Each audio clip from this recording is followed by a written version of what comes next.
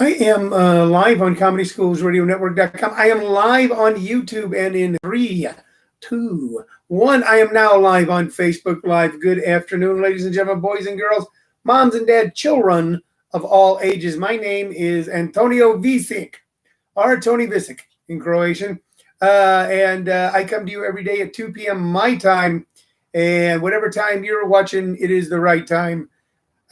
And I come to you from the greater Phoenix area where I reside currently.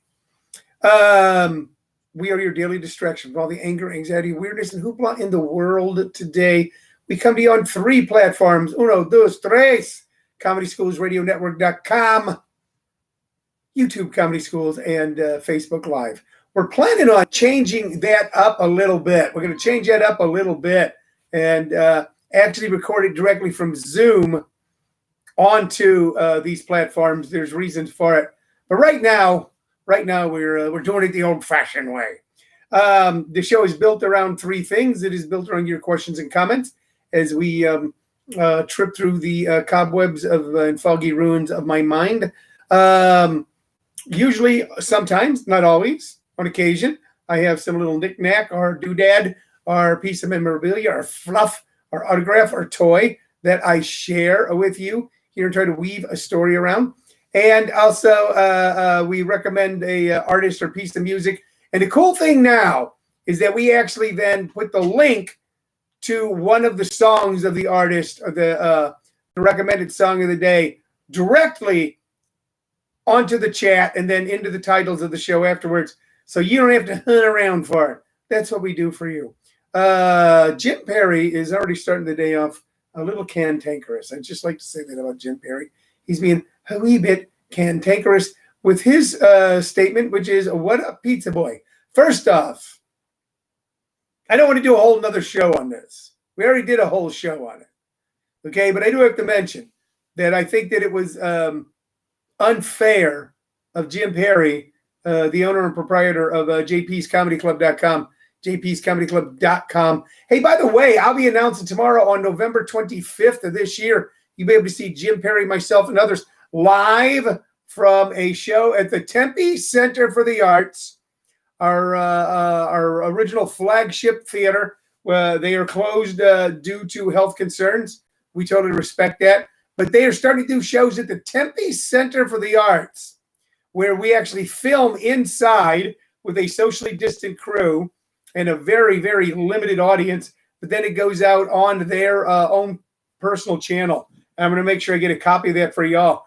Jim, I put salt on my pizza, Perry, will be on that show. And by the way, Jim, I've talked to several attorneys at law and also a chiropractor, and they've all agreed to legally allow me to change your name to Jim, I put salt on my pizza, boy, Perry. So I am not the pizza boy, you are. Hello, Kevin Brown, Tina, Mike Lawson, how are you? Tina and Mike are going, what, there's salt on the pizza again? Is that what? Did we fall asleep during a really long show? No, just the salt, the salty nut is here. That's all.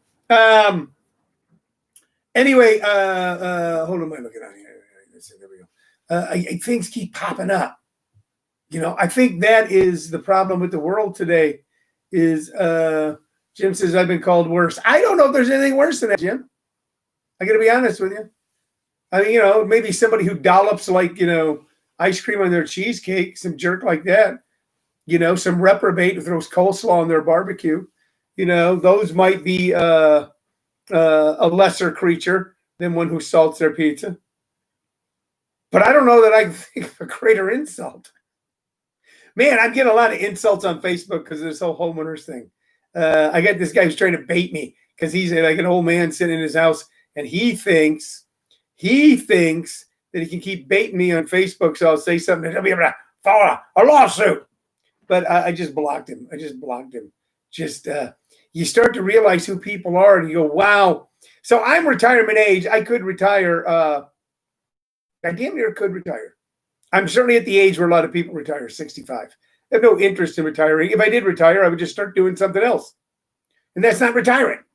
People go, oh, I retired and did something else. Well, that's not retiring. But I'm starting to see those people who live on Social Security, and just live, really, really, really within their means. I respect that. But they got nothing to do all day except watch Fox News and go on Facebook. And whoo-wee, are they some humdingers? Hey, are they some humdingers? I was looking at paragraph 5, section 3 of section 402, and the preposition there is not how you read the preposition. So what's going on with you and your prepositions, mister? Man, if you ever make it out to Maricopa Meadows, and I hope each and every one of you do someday, I'll learn you how to eat pizza, and I'll learn you how to eat cheesecake, and I'll learn you how to eat good barbecue. I'm the best barbecuist on the planet right now. I am the king of barbecue. I will show you how beautiful it is where we live. The gorgeous park that we have, how it's lit up at night. So even on those long, hot summer days, we're still 100 degrees at 8 o'clock at night or 10 o'clock at night where it cools off a little bit. People can go out and walk their dog, let their kids play on a swing, go for a walk themselves, maybe, do a little pitch and putt. I'll show you how beautiful it is. And I am in trouble for beautifying the neighborhood. I'm in trouble. People are upset. You spent money on lights. You spent money on the bathroom. What's next? I don't know, man. We're gonna. I don't know how to answer people when they come at you like that. That's a lot of money. Well, yeah, it costs a lot of money to make things look nice. I moved into one of the Paul Whitney. Oh, well, Paul Whitney has a comment. Wait, you were making a preposition for his wife? No, I wasn't prepositioning. There would be a proposition. Paul Whitney.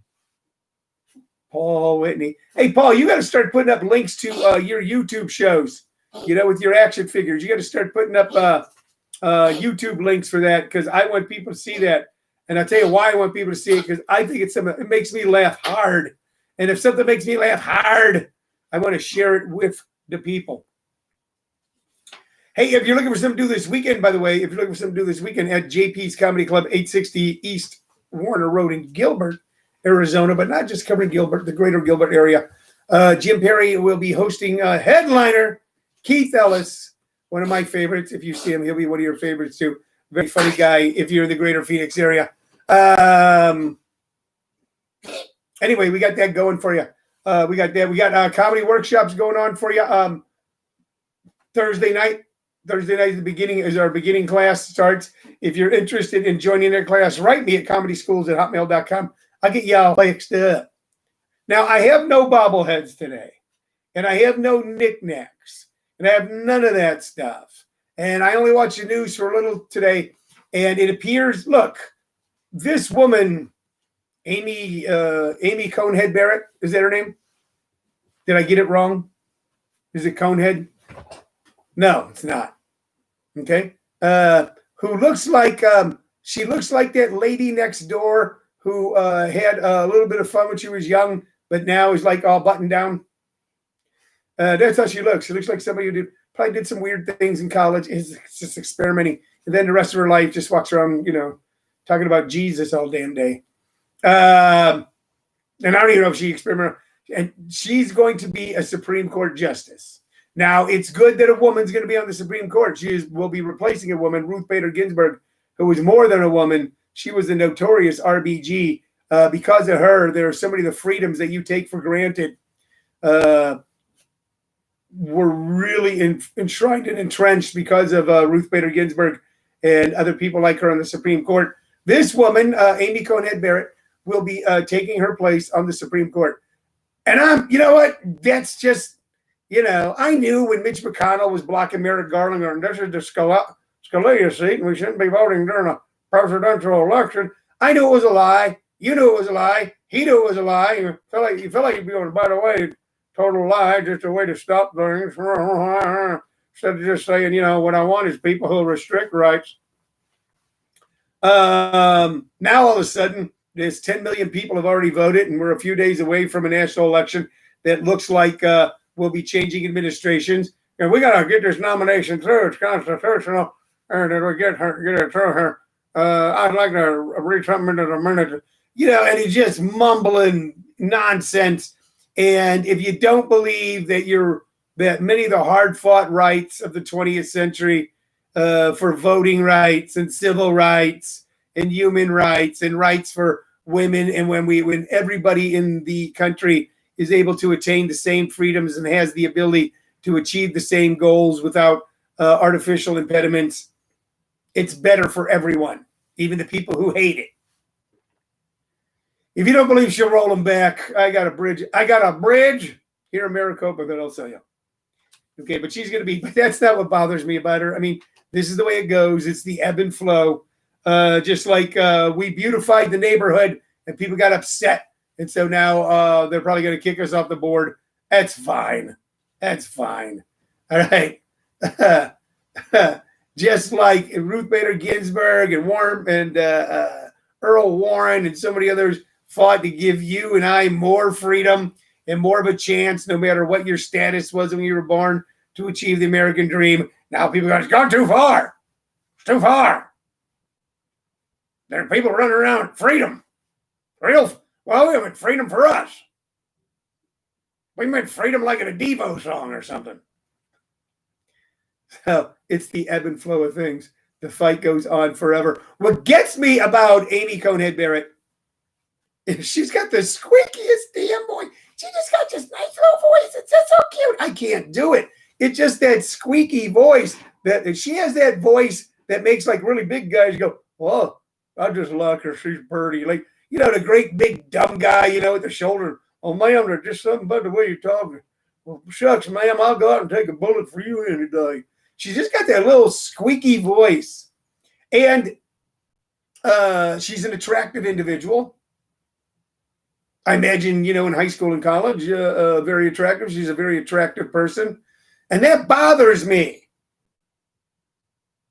And I'm going to tell you why it bothers me. So if this is a bias or a prejudice on my part, I'm going to cop to it.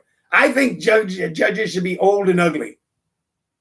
I think judges should speak like this and kind of look the way I look right now and go, this court has found you guilty and you are now hanged by the neck until dead.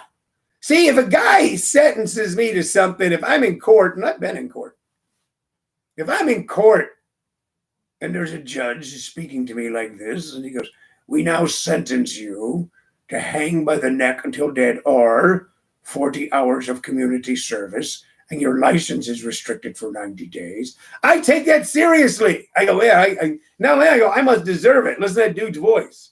You have been found guilty, sir. That, poof. I won't appeal that. You, sir, are guilty. That I'm not going to appeal. You know what? We kind of think maybe you're guilty. Oh, come on. Come on. I'm not being put in prison by someone who should be voicing Warner Brothers cartoons. Kevin Brown says, so you're public hangings. Only like if, Kevin Brown, I'm only for public hangings. No, I'm not. But if I were going to be for public hangings, I would want a t-shirt concession, be able to sell some cotton candy. You know what I mean? Have some Calliope music out there. Doot, doot, doot, doot, doot, doot, doot, doot. You know, make it a whiz bang like they did in the old days. I'm just saying that a judge should be old and ugly and angry and scary. That's who should judge you. People who speak like this. Then people who speak like this. And you will be hung by the neck until dead. That's just adding insult. That's bullshit. That's bullshit. Someone with a squeaky voice. Someone who sounds like Tweety Bird.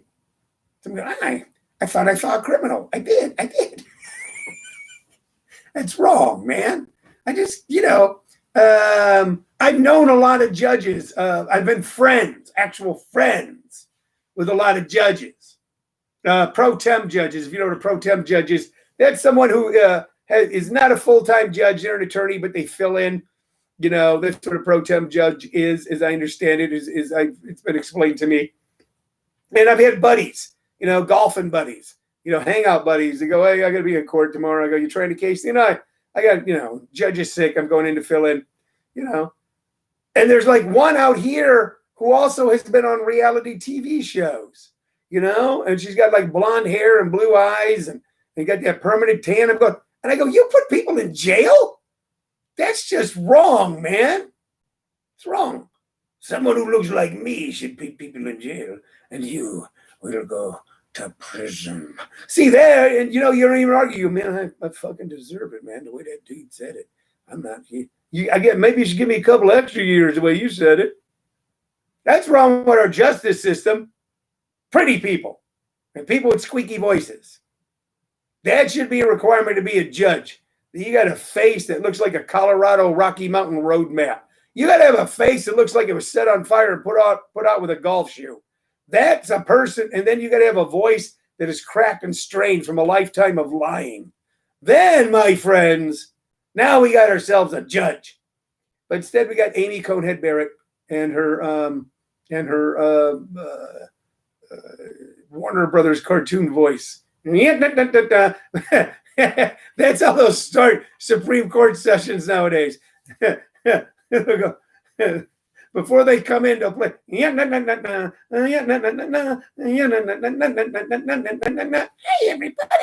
welcome to the Supreme Court.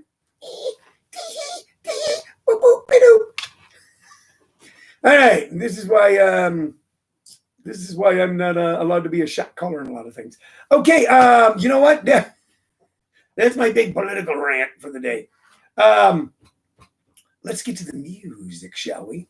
I got one artist today whose life was probably bigger than her music, but her music was big. You know, when you think of great female singers of the 70s, you're right away going to think Linda Ronstadt. She was probably the queen of pop music singers in the 70s. Yeah, you think of Natalie Cole, maybe. You know, you're going to think of her definitely. You're going to certainly think of Stevie Nicks. You're going to think of them. Okay? Tina Mike said I'd fill the bill for a judge. You're damn right, sir. Present your article, sir. Present your case, and you shall be judged. When you think of 70s chanteuses, there were so many great singers in the 70s. Two of the biggest, of course, were Linda Ronstadt and Stevie Nicks in the 70s. This woman should be up there with them and somehow has now become forgotten, even by the people who listened to her then, although she was important in the world of rock in ways I don't think most of us can actually understand. So who are we going to talk about today? Who are we going to listen to later on? We're going to listen to Miss Rita Coolidge. So there is the quintessential hippie chick, Miss Rita Coolidge, who was part Native American, by the way. Or all Native American, I don't know. There she is, voice like an angel, heart full of mischief, mind of a wild woman, Rita Coolidge. Rita Coolidge had a very interesting life. And Grace Slick, although Grace Slick was more 60s, her stuff was 60s stuff. You know, when you think about Grace Slick in her heyday, Kirk, you're thinking about, you know, White Rabbit and Somebody to Love and all that. That's 60s stuff. So we're looking at some 70s stuff. So Rita Coolidge was, matter of fact, this was her debut album that I'm showing you right here. This was her debut album, okay, and it's called Rita Coolidge. She wrote none of the songs of the album. She was not a songwriter, but then again, neither was Linda Ronstadt. But as a muse, she must have been stunning. Now, I first really started becoming aware of her when she was dating and then married Chris Christopherson. But then became a little more aware that she was part of Delaney and Bonnie and Friends that did so much great music and so many great artists. You know, their version of Only You Know and I Know is just fantastic. And then also Rita Coolidge was on the legendary Mad Dogs and Englishmen Joe Cocker tour. Leon Russell was allowed to put together and arrange all the music and stuff. He was actually like the tour maestro for that, for Mad Dogs and Englishmen, and he hired Rita to sing. Rita Coolidge is responsible for the breakup of Crosby, Stills, Nash and Young. Rita Coolidge is she's not responsible for it, but she went from Steve. She was dating Stephen Stills, broke up with him and started dating Graham Nash while they were in the same band. And that led, many say, and it's pretty strongly proven, that she led to the breakup of that band. Not only that, David Crosby wrote songs about her. Her boyfriend right before that was Jim Gordon, who was a little nuts. How nuts was he? He was with Derek and the Dominoes, and later on became schizophrenic and killed his own mom. So, but was had some volatile issues and supposedly beat Rita up, gave her a black eye. She never spoke to him again. She broke up with him, ended up with Stephen Stills, left Stephen Stills for Graham Nash, probably fooled around with Neil Young. Okay. But then settled in with none other than one of the great artists, musicians, songwriters, piano players of the 70s, Mr. Leon Russell. How much of a muse, how important was to the pop music of the time? I'm trying to see here. I had notes about the songs that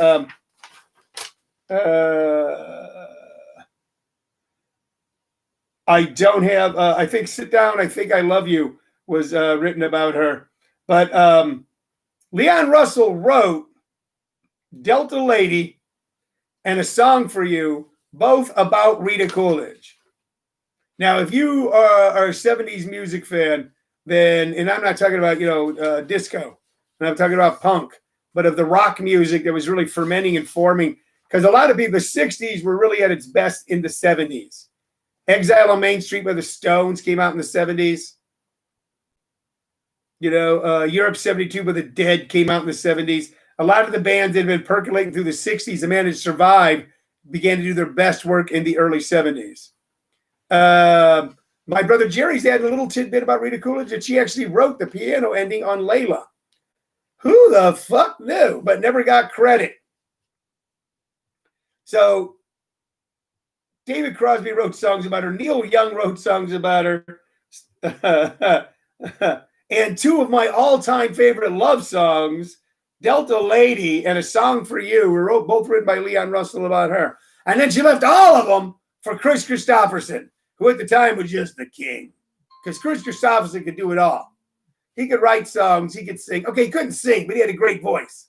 Okay? He could make hit records, write hit songs, star in movies. And she was with him. And she had then a few big hits of herself. Her version of You're Lifting Me Higher and We're All Alone were big hits. She won Grammys. And then her and Christopherson split up. Now, she said it was due to his alcoholism. Chris tells a somewhat different story, but he's too much of a gentleman to really talk about it much. Just whenever he said her name after it, he goes, well, that was when I was married to Rita. Okay? But I'm sure they both gave as good as they got. Her life, what kind of person inspires that many songs, that much music, breaks up legendary bands? How does it all start?